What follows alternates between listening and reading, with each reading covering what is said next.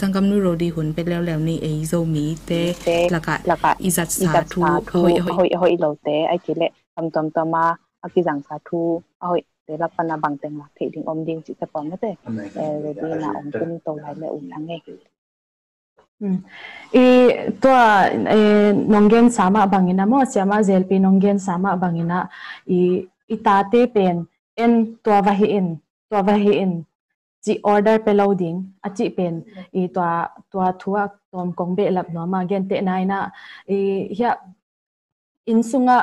rules khat pe mo jing sang tho hun ni tak lup hun phone at hun TV at hun anne hun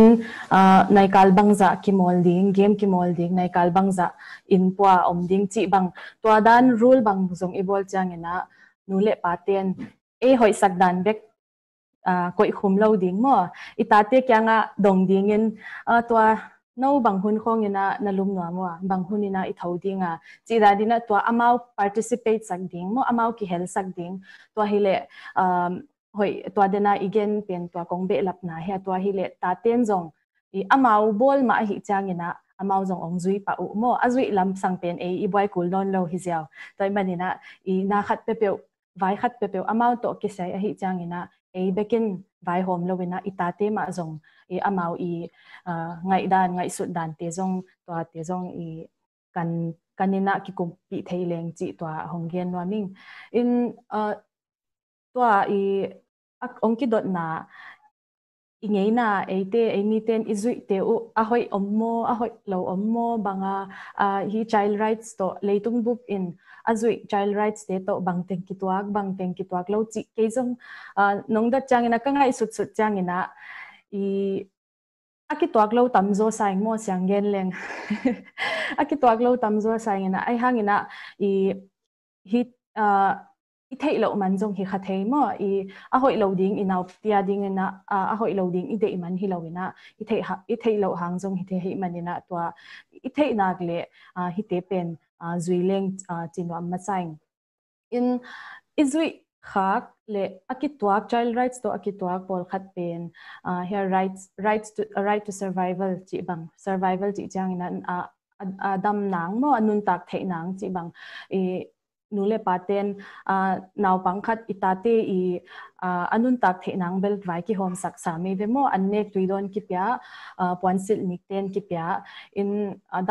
dam lo banga hi le jong za ki pya hi kele zatawin pai pi chi bang to te pen anun tak nau ikep bit na pen to pen bel ki zui ma a hi jong ina izui lo ka we changina akitwak izui lo tam ka sazoa in izui lo to chang izui khat gen lai leng sangka sak chi bang mo right to education chi pen itate sangki ka sak ma mo admission sangin ko hama admission ki bol sak in sangki ka sakin a hi zongina izui lo na mo naw pangte rights izui zo lo na pen bangteng hiam chi le khat na hi sang ika sak chang ina nule paten puanak uniform ilei sak asun sia dingu igwan saka hi kele sangi ka sak a few pyak bek pen twata na itavwan pen beilo wa hi chinwaming in sangin pan ong twak changina ina tunin bang nasina mo kwate to ki hol bang thu ama chi bang ina